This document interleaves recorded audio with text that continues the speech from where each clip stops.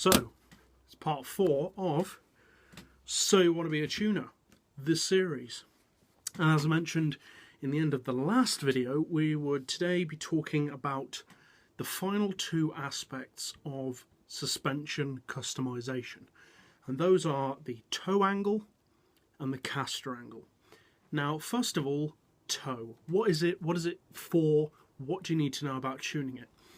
Well, the toe angle, again, like in the last video, if you imagine the car, if I'm in a car and it's coming towards you, so the wheels are travelling in this direction, then we mentioned that the camber angle is this angle of the tyres and the wheels.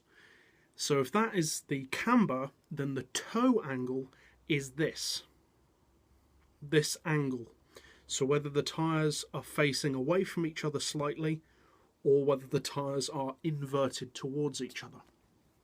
Now, why is this done? Well, having the toe angle inverted towards each other causes the car to keep a truer line, because it's kind of fighting against itself all the time, because both of the wheels are turning in a more inward motion. But, as many of you will probably have noticed, I never put any toe angle at all on any of the cars that I do in the Gran Turismo 6 tuning series. And I've mentioned quite a few times, in most of the videos in fact, the reason why I do this is so that it's not dragging its tyres. And if you think of toe angle, you'll probably understand fairly easily why I say that. If the car's toe angle is completely neutral and the wheels are just travelling completely straight, that's optimal. If you angle the toe angle in, then that means that those wheels are going to be turning inwards slightly on whatever degree they've been set. And that means that the car is at all times working against itself, against that resistance. Instead of moving this way, it's trying to move in on itself. And likewise, if you toe it out, the car's trying to, in effect, go in 2 different directions instead of just going straight. Now, there are some benefits of towing a car. As I mentioned just now, towing in encourages the car to keep more of a straight line. Now, towing out makes the car easier to turn. If you tow out only the front wheels slightly, that will make the front end of the car quite easy and nimble to move around across the road. If you tow out all of the wheels, that will make the car have kind of a crab effect when changing from lane to lane. It will make the car easier to swap lanes with. But the payoff is, as I say in my videos, it means that the tyres are creating excess friction at all times, and so in effect wasting time. You're wasting power, you're causing unnecessary tyre wear, and it's just not conducive. For track use, you can sometimes see benefits for it, but for top speed tuning and drag tuning, any toe angle at all is useless in my opinion.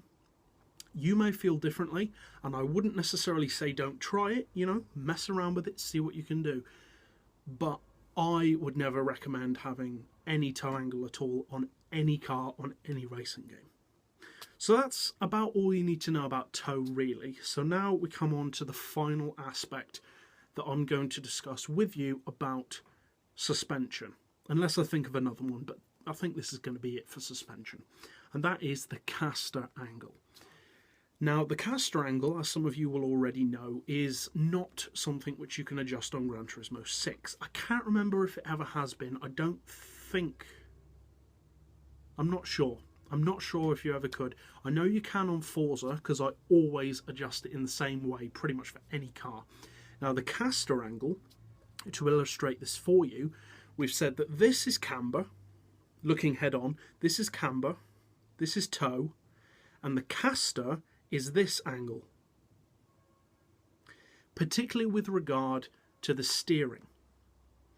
So if you, another way to imagine it, if you imagine a shopping trolley, the wheels that they have, they're called, caster wheels, and basically the joint of the steering on those wheels is not directly over the wheel, is it? It doesn't turn on the spot.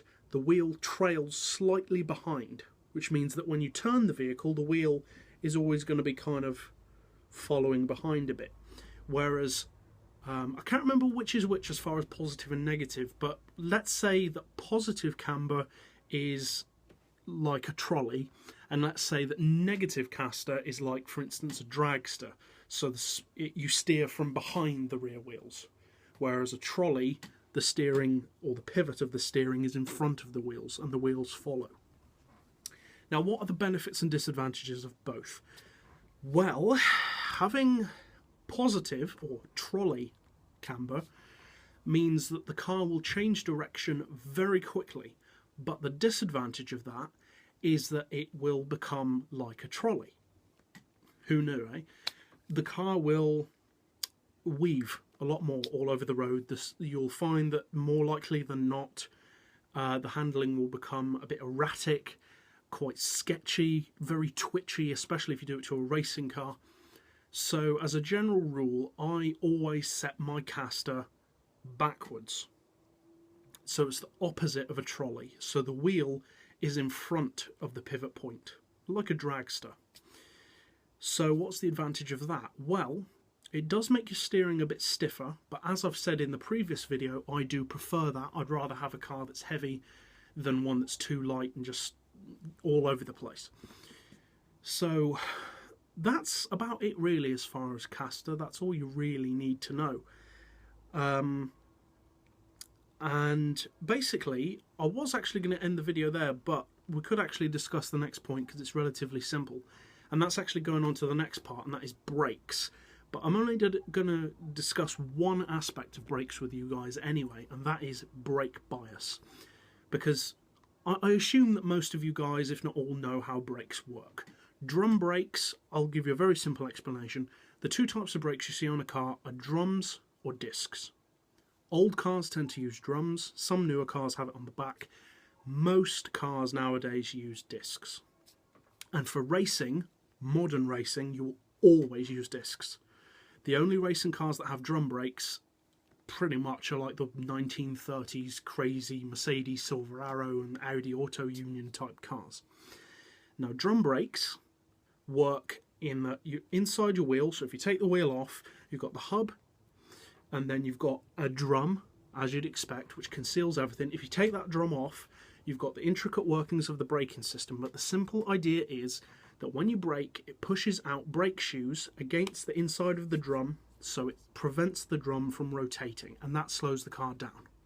With a disc, same principle, but with a disc, you have obviously the turning disc, and you have a caliper on that disc, and when you brake, the pads within the caliper grab the brake, just like on a bicycle.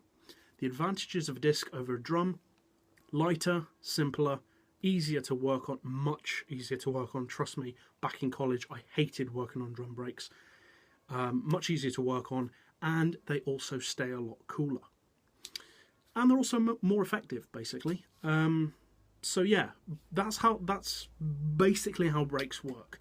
So as far as brake bias, how should you set up brake bias? Do you want more power to the front, more to the back? You know, should you leave it the same? Now, for most cars on Gran Turismo, I tend to leave it stock. I just leave it 50-50. So on Gran Turismo 6, that's just 5 power on 5 to the front, 5 to the back. I just leave it at that. But for certain cars, if you want the car to be able to drift, then you want to increase the rear braking power. Just like on a bicycle, if you slam on the rear brake, your back end slides out. Same with the car. If you set the rear brake bias very high, you'll be able to snatch the back end of the car out and initiate a drift.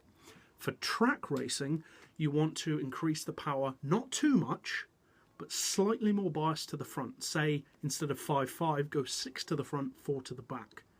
Or 60-40 in terms of a percentage.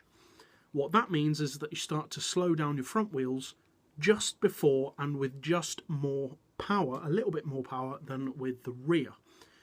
That helps to maintain control over the car, doesn't lose grip, and just gets the car's nose down so that you can turn it into the corner. So that's about all I'm going to say about brakes. So in the next video, we're going to go into the magical world of gearboxes. But for there, I'm going to leave it at that.